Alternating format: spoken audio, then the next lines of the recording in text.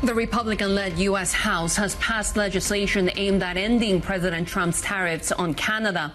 The move signals growing anxiety over the White House economic agenda ahead of midterm elections. Let's bring in our Washington Deputy Bureau Chief, Laura Davison. Laura, this legislation needs to be signed by the president anyway. So how much is this about sending a message, basically? This is right now all about sending a message. Trump is very unlikely to sign this legislation. In fact, he said he would veto it and threatened all the Republicans who voted to pass this. In order to override that veto, you'd need 2/3 majorities in the House and Senate, and that is highly unlikely to come to pass. But what this really signals is a growing rift within the Republican Party as they're headed into an election year.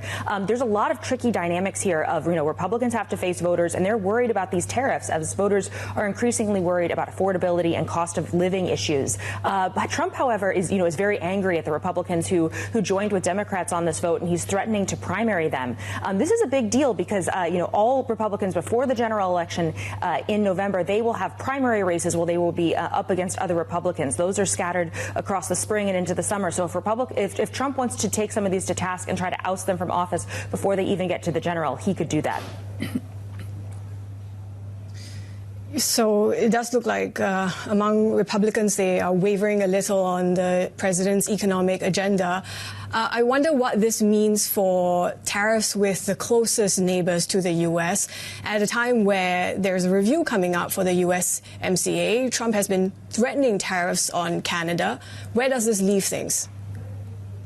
Yeah, this leaves everything really in a really precarious position. We have sort of three things happening here. We have we have the House, the Congress expressing discontent with these tariffs. Today's vote was specifically about Canada, but they are likely to have other votes in the future that might deal with the Mexico tariffs on Brazil, for example. We also have a looming Supreme Court case that could knock down a lot of these tariffs. There could be, as soon as later this month, a decision on that. And third, we have this looming USMCA renegotiation period.